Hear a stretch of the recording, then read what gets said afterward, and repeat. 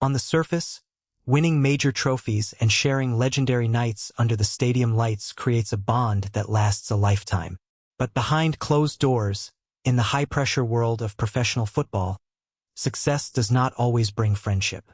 For one of the most eccentric figures in sports history, the boundary between playful confidence and genuine conflict was constantly crossed.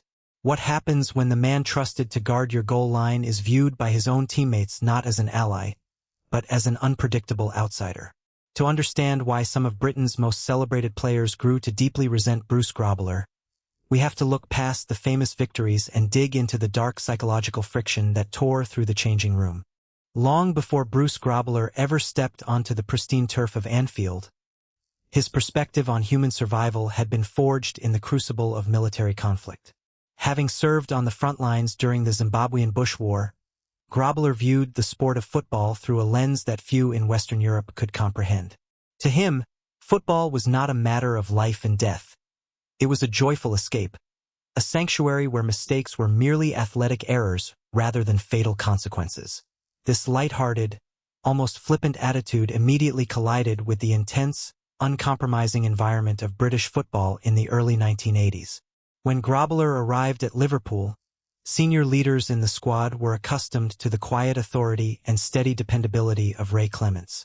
Instead, they were greeted by an eccentric newcomer who walked on his hands, cracked jokes before kickoff, and treated high-stakes matches like casual exhibitions.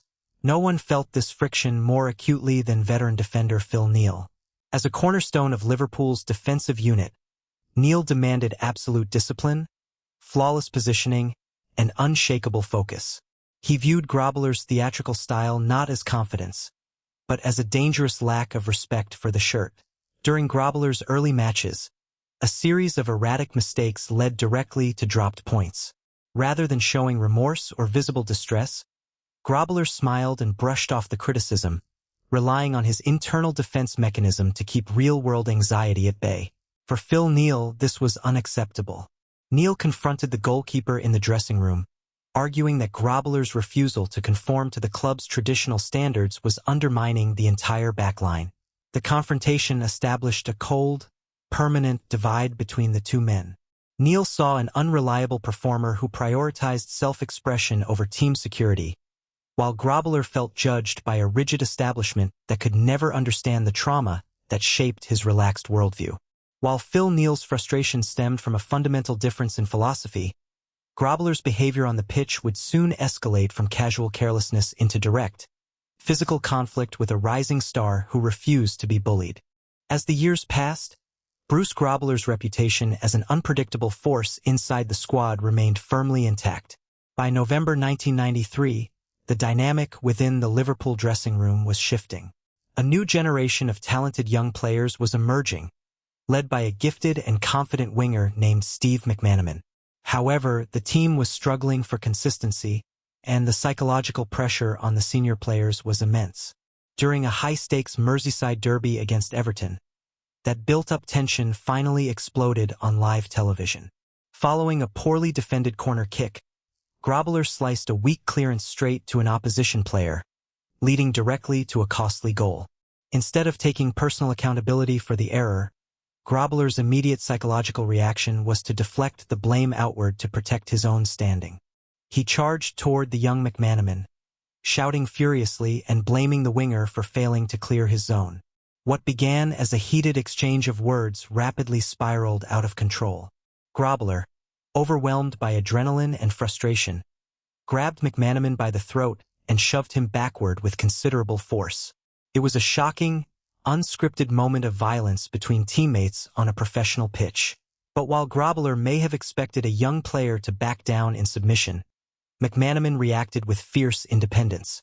The young winger pushed the veteran goalkeeper away, stepped back into his face, and delivered a furious verbal response before walking away in utter disgust. In the eyes of the squad, this incident was a watershed moment. Teammates who had long grown tired of Grobbelaar's tendency to publicly berate others while avoiding self-criticism rallied behind McManaman. The locker room perceived Grobbelaar's physical aggression as an abuse of authority from a senior figure whose own standards were slipping.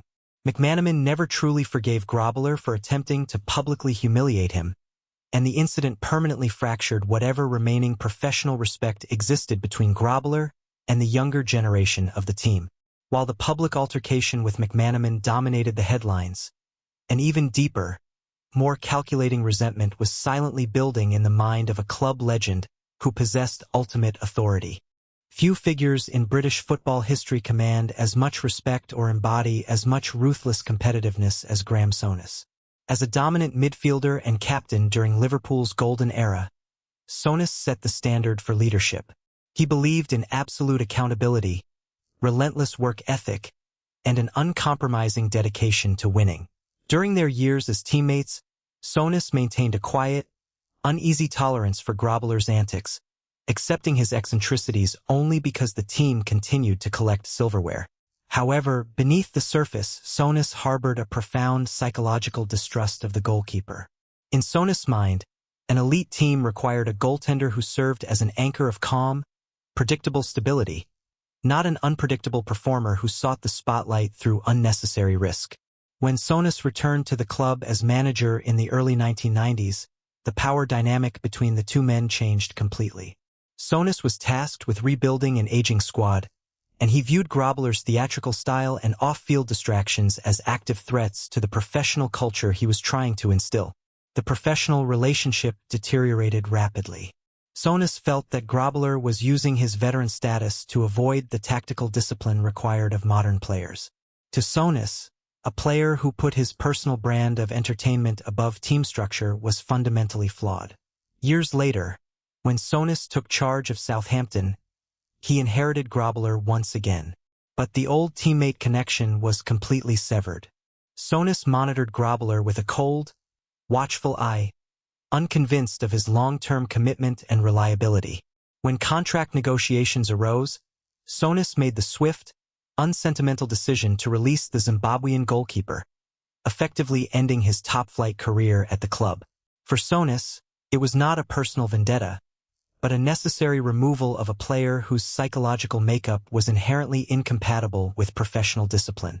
Grobbelaar felt discarded by a former ally, while Souness felt he had finally removed an unpredictable element from his squad. Yet, the friction over professionalism and leadership styles paled in comparison to the seismic event that hit the footballing world in late 1994, transforming teammates' underlying annoyance into outright psychological hostility. In team sports, particularly at the highest levels of competition, there is an unwritten psychological contract between players. You trust that every person wearing the same jersey is sacrificing their body and mind for a shared goal. In late 1994, that fundamental trust was shattered into pieces when investigative news reports alleged that Bruce Grobbelaar had been involved in a match-fixing syndicate.